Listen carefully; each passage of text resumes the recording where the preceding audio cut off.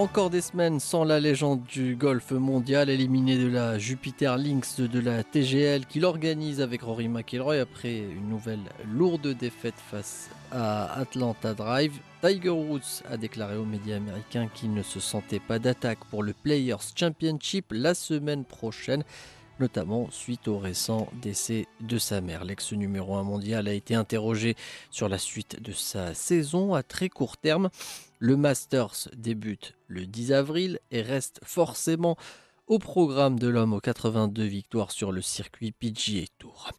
Mais le grand rendez-vous du Players Championship qui débute le 13 mars et qui se poursuit jusqu'au 16 du même mois ne devrait pas figurer au calendrier du vainqueur de l'épreuve en 2001 et 2013, encore chamboulé par la disparition de sa mère.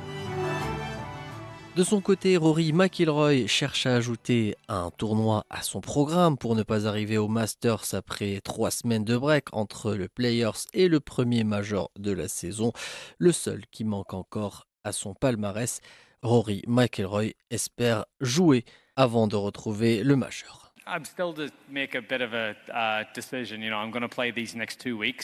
Je vais déjà jouer ces 2 prochaines semaines et faire le point. Mais je n'aime pas l'idée d'arriver au Master après 3 semaines off.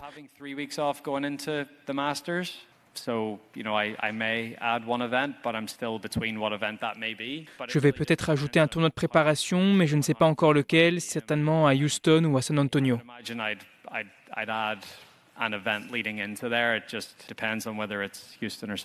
Concernant le rapprochement entre le Live Golf et la PGA Tour, le Nord-Irlandais s'est également exprimé. Il participe cette semaine à l'Arnold Palmer Invitational et a encore une fois pointé du doigt la curieuse relation entre les deux circuits.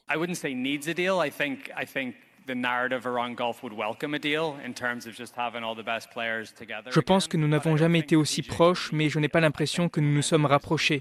Il faut être 2 pour danser. Si une partie est volontaire et prête, mais que l'autre ne l'est pas, ça rend les choses difficiles.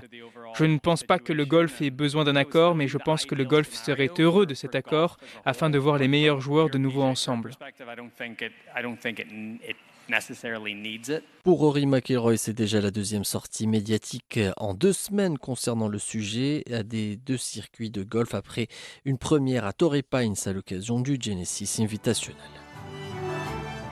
De son côté, le nouveau circuit financé par l'Arabie Saoudite se renforce de plus en plus. Le Live Golf est en ce moment à Tokyo à l'occasion de sa 3e étape. Un événement qui connaît la participation de Bryson DeChambeau, le vainqueur du dernier US Open, assure vouloir poursuivre l'œuvre du Live Golf pour longtemps encore. Une bonne nouvelle donc pour les organisateurs. Le nouveau circuit a aussi officialisé son partenariat avec un grand équipementier de la discipline. Il s'agit de celui de Yonram.